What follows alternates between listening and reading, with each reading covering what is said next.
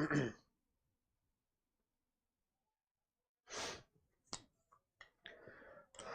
good morning everyone, my name is Lalit Soni and you are watching Drishti IAS. In this live session, we will be talking about the Indian Express newspaper. Since we could not come live yesterday, so we will be covering one or two articles from yesterday's newspaper as well. Otherwise also you must have seen our program like in news and in depth, wherein we have covered the important articles from there. So anyways, so let's start our today's session over here. So we will be starting with the PYQ of the day and then we will be moving to the next part, that is geography through map. Okay, herein we will be talking about some of the world map and then we will be moving further. Then from your important articles point of view, here we will be discussing Naksh, a new initiative, that is the initiative which has been taken to, you can say, recalibrate the urban land records. Okay, so we will be talking about this particular initiative and then we will be moving to the next one, spinal muscular atrophy. Now this is also known as SMA. So this particular disease has been in news because of some recent development wherein a baby before birth also has been administered the protein or the drug over here. So we will be talking about that and then we will be moving to the next one, that is the T horse road. Okay. Now when we talk about the India and China diplomacy, you will be seeing that there are various aspects which are attached to it. So here one aspect is Three Horse Road. This is a historical aspect over here. So from your history's point of view, this can be important. So we will be talking about some aspects of the Tea Horse Road over here. Then we will be talking about the NBFCs. We will be talking about the few passing reference with respect to the UN resolution on Ukraine. Okay, we will not go into details of that because obviously that is a long pending issue. Since 2022 we are seeing that this has been in the news. There is no conclusion on that. Okay, otherwise also recently we have seen that there was this Russia, US, Saudi Arabia visit which has happened, but nothing concrete came out of it with respect to Ukraine. So we will be talking about this, or we will be giving a passing reference to these news articles as well. Okay, so let's start with the discussion over here. First is your PYQ of the day. Membrane bioreactors are often discussed in the context of A. Assisted reproductive technologies, drug delivery nanotechnologies, vaccine production technologies, or wastewater treatment technologies. Now, if you don't even know about this particular membrane bioreactors, okay, so just go with the logic. First, they are talking about the reproductive technology. There is nothing related to the reproductive technology. When you read this particular word, something rings to your mind. Okay, so that is nothing related to the reproductive technology. Coming to the next one, drug delivery, that can be there, but they are saying that it is related to the nanotechnology. When we talk about nanotechnology, you know that we are talking about the very small particles over here. Now here you can say when we are talking about the membrane bioreactor, this is something big, or you can say this is something which is not nano at scale. Okay, coming to the next one, vaccine production technology.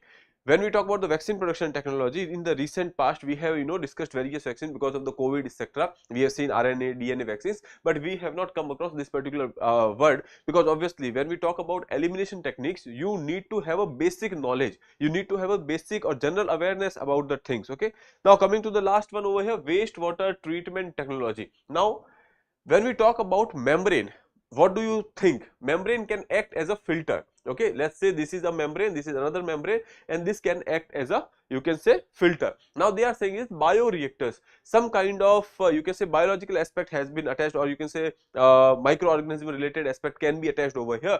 So if there is a membrane, that can be used for filtration. Okay, filtration. And when we talk about wastewater treatment, you might be going for the filtration. Okay, so considering that, option D would be a right answer over here. Otherwise, if you don't have any idea about it, okay, so let's see over here what is membrane bioreactors. Membrane bioreactors, MBR technology, is an efficient hybrid of the traditional biological wastewater treatments and the modern membrane processes used in the municipal and the industrial wastewater treatment. So this is the exact you can say explanation of that. Otherwise, if you don't have any idea, you can go with the logic as well. Okay, UPSC set some questions like that, which in which they are basically assessing the mindset of that particular person. Okay, so considering that, option D is your right answer over here. Anyways, moving further, map, geography through map over here. So we are talking about some of the major rivers. Now I will not be going into the details of this, but you should know that which river is where, and that can be important. Okay, so when we talk about this particular picture over here, you will be seeing that there are various rivers. Yarlung, Sangpo, you know that is your Brahmaputra when it enters to India, that is there. Then Ganga, then Brahmaputra, Indus, these are the rivers from India. Coming to these part over here, Mekong is there. Mekong has been asked by UPSC earlier. Yangtze is important for you, Amur is important for you. When we talk about the Murray river, that is important for you. Here Nile river, Blue Nile, White Nile and the Nile. These are the two rivers which are basically contributing to the Nile. Coming to the next one, that is Zambezi. Zambezi has been asked by UPSC earlier as well. Okay, here Congo has been asked by UPSC in the last 2 years. 2023 there was a question, 2024 there was a question about the Congo river. You can expect a question on the Amazon basin as well, because in the last few years Amazon basin has been in the news because of the wildfires. Otherwise also Amazon basin has been in the news from the South America. Okay, so that is there. Paraguay river is there, that can be important. Uruguay river can be important for you. Okay, so that is there. Coming to the next one, Niger river is there. Okay, coming to the Europe over here, so here you can say Ural river is important for you, Danube river is important, Dnipro river or the Dnipro river is there, Volga has been asked by UPSC earlier, so that can be important. Rhine Valley has been asked by UPSC, it can be important. Okay, so these are some of the important rivers of Europe, Asia and Africa. Now here you can say, when we talk about the USA, okay, so here you can say Mackenzie is there, Missouri is there, that can be important for you, Colorado, Rio Grande and then Mississippi, Ohio. These are some of the important rivers of USA. So okay, so that is about here, about this particular. When we talk about this Mackenzie river, that is part of your North America, not exactly USA, North America. Okay, so that is about the important rivers. So you can know about this river. Also you should know about where these rivers are being drained to. Okay, let's say when we talk about the Volga, you know that it is going into the Caspian Sea, so that you should remember. When we talk about the Mekong is going to South China Sea, you should remember that. Brahmaputra is going into Bay of Bengal, Ganga is going into Bay of Bengal. When we talk about Zambezi is going into, you can say, Indian Ocean. Here you can say, when we talk about Nile is going into the Mediterranean. So that can be important because question has been asked regarding that as well. Okay, now let's start with the discussion. Before that, Drishti IAS is offering you ISGS foundation course for prelims as well as mains at our offline center, that is Noida sector 15. Batch will be available in English medium as well as Hindi medium. Admissions are open. You can directly visit the center or you can call us on this number, that is 87501 87501. Now let's talk about the first article of the day, that is Naksh, a new initiative announced in the budget aimed at updating the records of the land in the urban areas of the country. Okay, now what is Naksh? Naksh is basically a kind of survey and mapping through which you will be going for the updating the land records of the urban areas. Okay, now when we talk about the there was this another scheme, Swamitva scheme, which was there, so that is for the rural areas. So you should know about these schemes over here, which are attached to which particular area or what is the objective of these particular schemes. Now Naksha, if we talk about Naksha, a new initiative launched under the Digital India Land Record Modernization Program, that is DILRMP. Okay, so that is about your Naksha. So it is launched under Digital India Land Record Modernization Program by the Department of Land Resources under the Ministry of Rural Development. Again, if it is under the Ministry of Rural Development, okay, here you can see under the Ministry of Rural Development. Okay, now when we talk about the urban areas also, you know that cities are divided into urban areas and the rural areas. So that is the Naksha. Here you can see Naksh is a city survey and a mapping initiative under the Digital India Land Record Modernization Program. It is spearheaded by the Department of Land Resources under the Ministry of Rural Development. A year pilot program has been launched in the 152 urban local boundaries across 26 states. Okay, so that is there. Now here you can see aims to update the records in the urban area using the advanced GIS technology and the digital surveys. Okay, so that is about it. Coming to the next one, pilot project will be launched in 152 urban locations across 26 states, which we have talked about. From this Naksha's point of view, what you have to know is that what is this initiative is. Okay, you don't have to worry about the cost over here. Okay, how this survey will be done, you should not worry, be worried about. Just know that GIS technology will be used over here. Okay, why is that particular program needed? So obviously our land record has been outdated, and that is why this is the need of the program. Here you can say urban land records are outdated or unstructured, causing legal and the governance related issues. Unlike rural areas, urban land record lack uniformity, leading to the property disputes, inefficient tax collection and the government challenges, and because of which we are going for the modernization of the records or digitization of the records, so that we can basically rely on them. Coming to the next one, expected benefit. What are the benefit out of it? So it will improve the land governance and the dispute resolution, better urban planning and the municipal services can be there, and then efficient property tax collection can be there. If you know that who is the owner, you will be taxing them. Then integration of the digital land records with the GIS technology, which we already seen that for the survey they will be using the GIS methodology. Okay, so that is about Naksha initiative. Now coming to the next one, that is spinal muscular atrophy. Now what is it? We will be talking about that. Before that, why it has been in the news, that is important for you. So recently there was this you can say for the first time a genetic disorder treated in the womb. Okay, when we talk about this particular disorder, what generally happen is that your mobility, or you can say your spinal cord or the nervous system will be at the damage, okay, because of which the mobility or the mobile power of your body becomes weak. Okay, it is targeting the nervous system.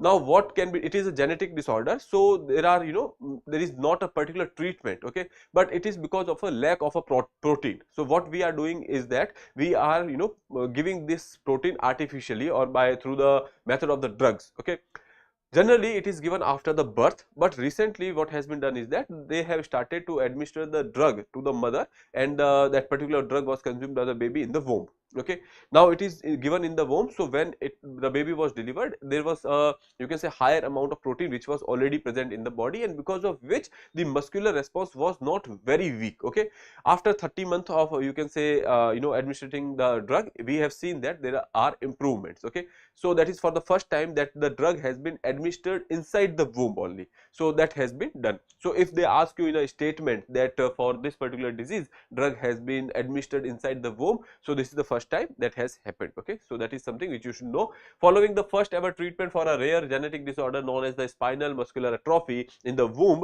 gene targeting drug during the late pregnancy, and the child continues to take it, because even after the pregnancy also, or even after the delivery also, child has to take the drug, probably for the lifetime. Okay, so that is there.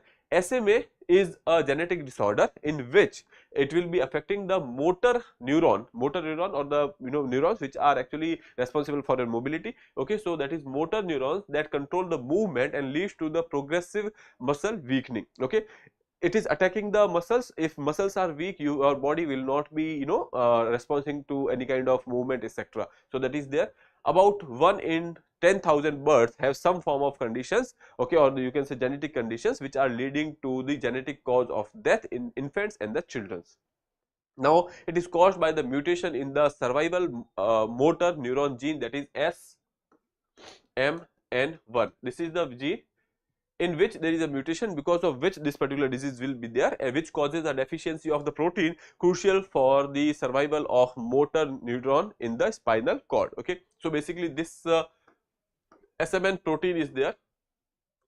So because of this particular mutation, these proteins quantity start to decrease in the body, and because of which the you can say motoring power or the mobility of the body becomes weak, because muscles are weak. Okay, now with the treatment, what you are doing is that you are giving this particular protein to the patient over here.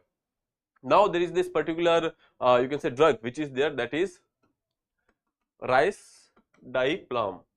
Okay, rice diplam, or you can say risdiplam,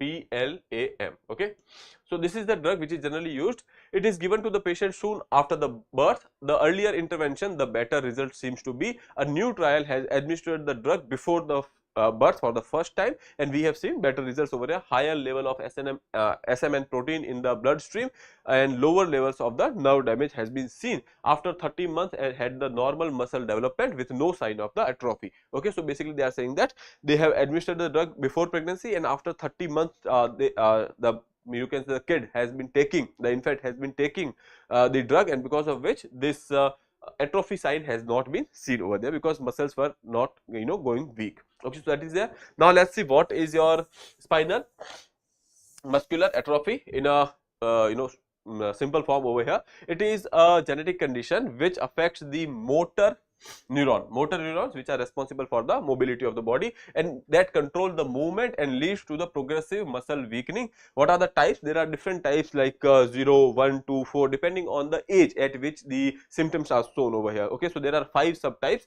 Healthcare provider classify them on the basis of the age of onset as well as the severity and the life expectancy. So that is the type which is there. That cannot be, that is not very important for you, but you should know about it. What are the symptoms over here? So its symptoms vary and may be mild or disabling, but involve a weakness of the muscles. This is something which will happen. Muscles will start to get weakened that control the movement. Involuntarily muscles are not affected, such as those in the heart blood vessels and the digestive tracts. These are involuntary muscles, like you will not be able to control them. Okay, so when we talk about the hand muscles, you will be able to control them. You can move your palm like this, you can say, you can open the, you can say, feet, and then you can close it. So these are the motor muscles which are there. So it will be affecting that whatever is inside your body, like heart, or the, you can say, muscles which are there in the intestine. So all these things will not be getting affected because you cannot control their movement. Okay, so that is there. Coming to the next one, the weakness in the SMA tends to be more severe in the muscles that are close to the center of your body than in the muscles farther away from the body's center. Okay, so that is basically talking about this. When we talk about the center of the body, from where, you can say, movements are getting controlled. So mostly you will be seeing that the spinal cord of your body, okay, that is a very central phenomena in our bodies. Okay, coming to the next one, cause of spinal muscular atrophy. So here is a gene mutation, we have already talked about it. So condition is caused by the mutation in the survival motor neuron gene, that is SMN1, which causes a deficiency of protein crucial for the survival of motor neuron in the spinal cord.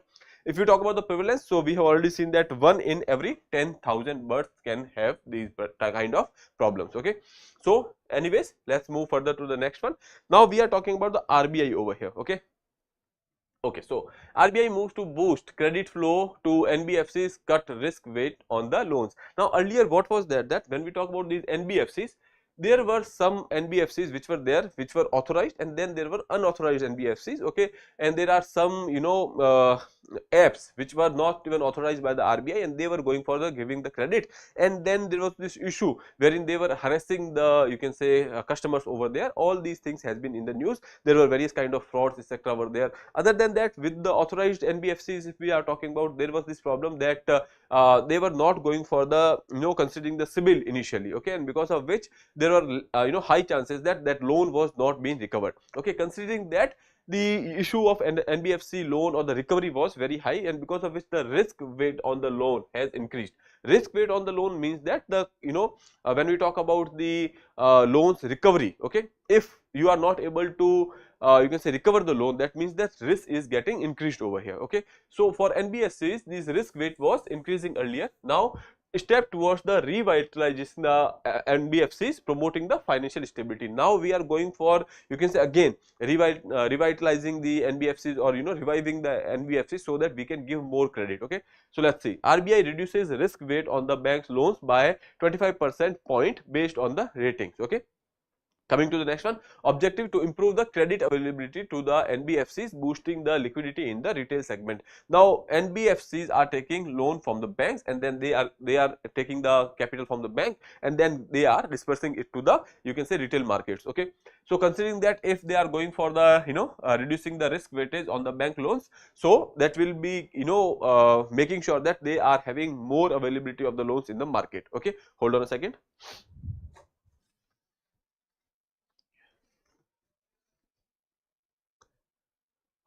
Okay, so RBI's step is to make sure that you are going for the less, you can say, you are going for the more and more credit availability in the retail market. Okay, now here you can see what are the impact on the NBFCs.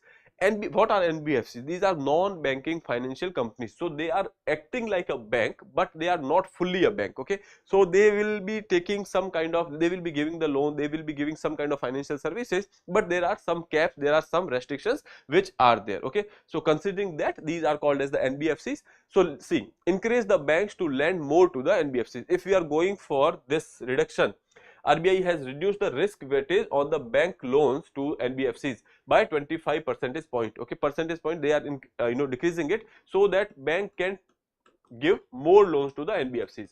If more loans are available to the NBFCs, that means that more loan will be available to the retail segment.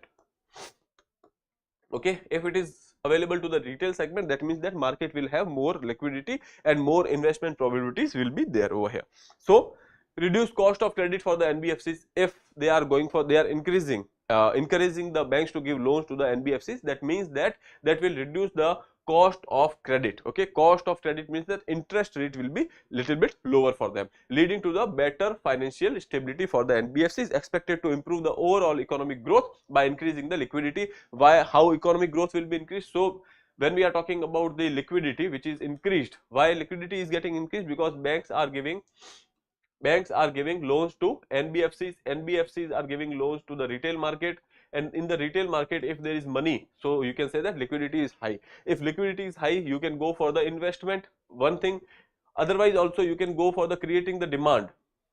If demand is high, that means that economic, or you can say demand is high, you can say that the production will increase.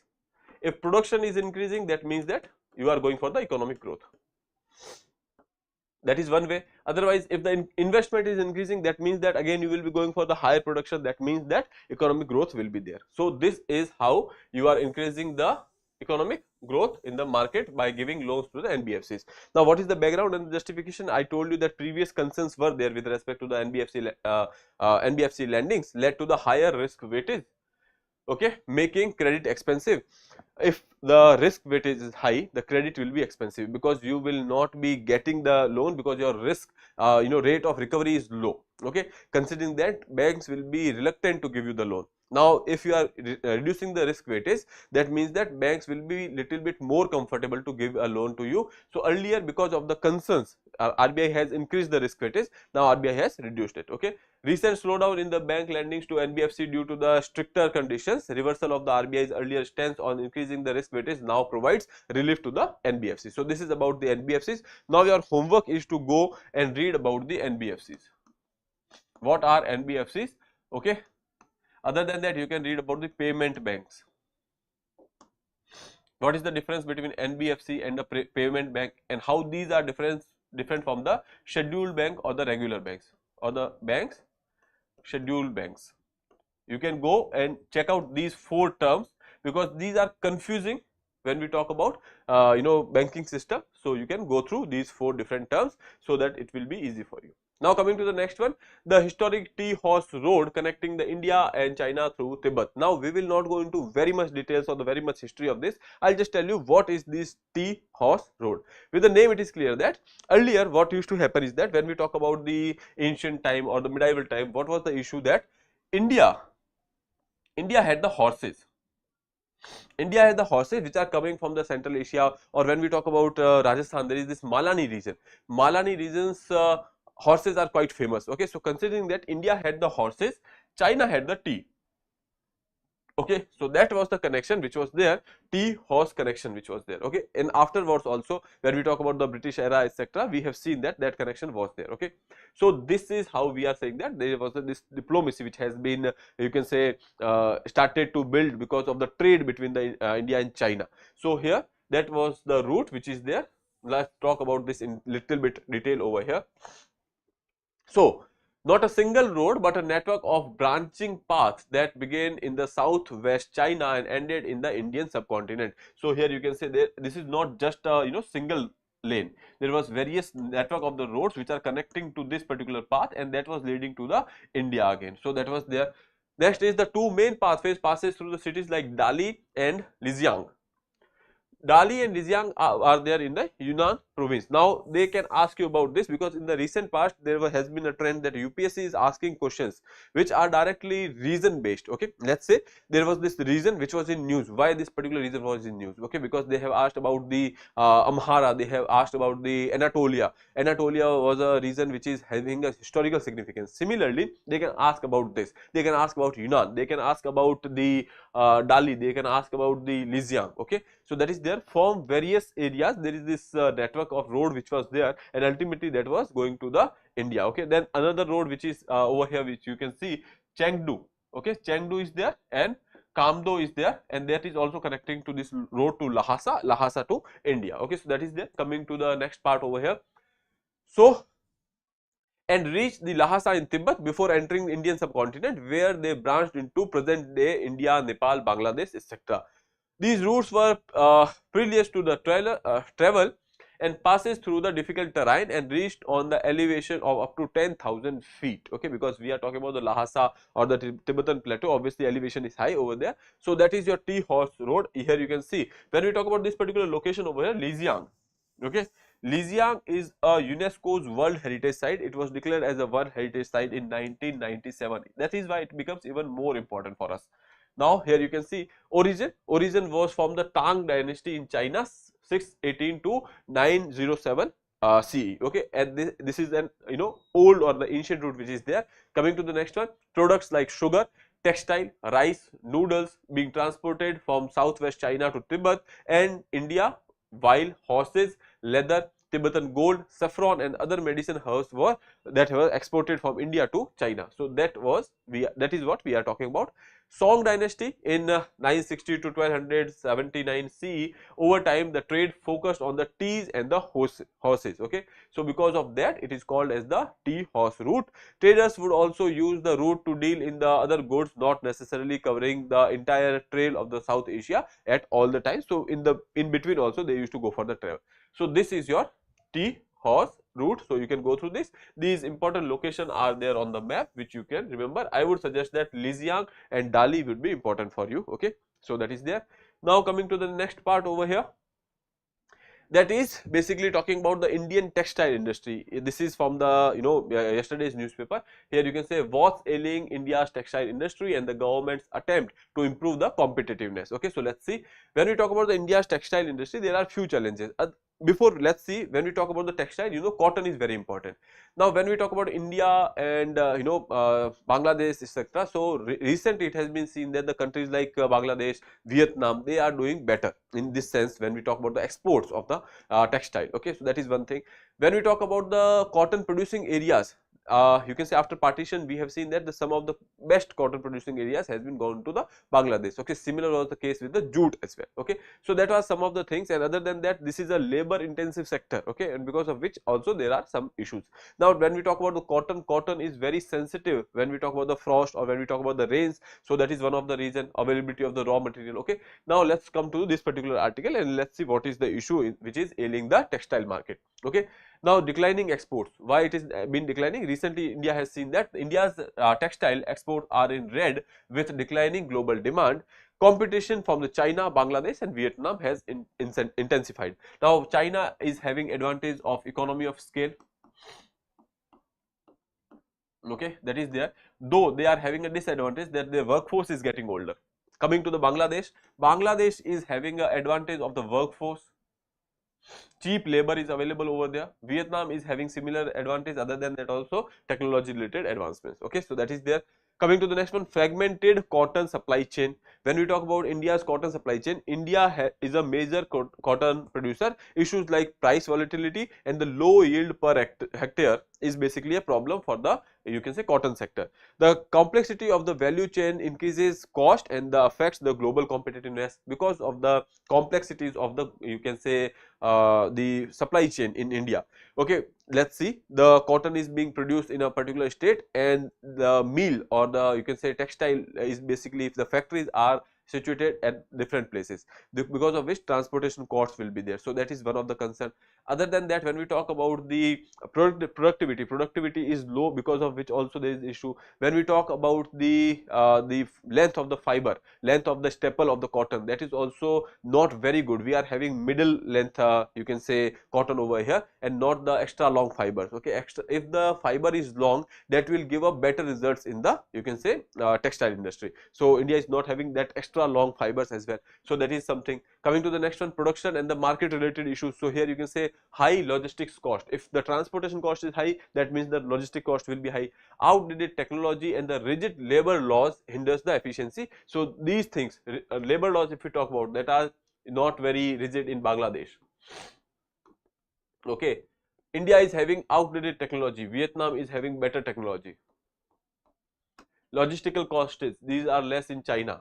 So in this regard, we are saying that these three countries are doing better than us. Okay, coming to the next one, lack of economy of scale. Okay, that is related to your mass production. If you are producing less amount of textile or less amount of the produce over here, so that will cost you high. If you are having a bigger industry, if you are having a bigger machinery, so that will be going for the economy of scale. Okay, so that advantage is with the China. Coming to the next one, regulatory and the policy hurdles. We have already seen that when we talk about the labor norms, that is also a policy related issue. Other than that, free trade agreements with the competing nations have not been optimized. Small scale and the unorganized sector struggle to compete globally. So these are some of the issues of the textile sector. Now what are the government's initiatives over here? So we have a PLI scheme, production linked incentive schemes, it introduced to, or you can say, the aim is to boost the large scale textile manufacturing. Then we have mega textile parks. Okay, PM Mitra. So that is there. So that is also one of the initiative, developing the world class infrastructure to improve the efficiency, increasing the sustainable textile, okay, focus on reducing the carbon footprint and adopting the eco-friendly practices. These are some of the initiatives which has been taken by India in this regard, okay. So that is about it. Now coming to the passing references, here you can say USA joined Russia to vote against the UN resolution on the Ukraine war, okay. China and India has abstained from it. So this is about the Ukraine voting. There is nothing much, okay. So which you can see, one thing which is there is that the USA's stance is being changing. USA is going with Russia over here. USA has joined Russia to vote against Ukraine over here. So that is something. 4 Indian firms among these 30 sanctions by US over the involvement in the Iran crude oil. When we talk about these 30 companies, we are going for the imports from the Iran. Earlier we have gone for the oil imports from the Iran. So because of which 30 companies has been actually put under the sanctions. So most of the Indian firms on the US blacklist were purported for the violation of the energy sector related sanctions on the Iran appears to be small entities set up in the recent years. It is in the line with the trends observed in the other countries as well, okay. So that is there. So this is about sanctions. Now for your own read, there is this article, Pope Francis. Now you have to go for the details, like why this position of Pope is so much important. So that is there. Pope Francis is ailing. How does the Catholic Church chooses a new Pope? Okay, so you can go through this article if you are interested in that. That is related to the global aspects. Okay, so this is for your own read. Now in the end, we will be talking about the practice question. Panchayat Devolution Index is developed by which institution? Niti Aayog, Indian Institute of Panchayati Raj, Ministry of Home Affairs, Election Commission of India. Option B is your right answer over here. Okay. Now coming to the next one. For today's practice, you have this question: what is the primary objective of the Naksha initiative? Digitizing the rural land records, modernizing urban land records using the GIS technology, providing loans for the land purchase, and promoting the real estate developments. Okay, so this is about today's discussion with respect to the newspaper. You can attempt this question and answer to me in the comment box. So with that, I'll be taking your leave. Have a nice day. Thank you, and please don't forget to subscribe the channel. Bye.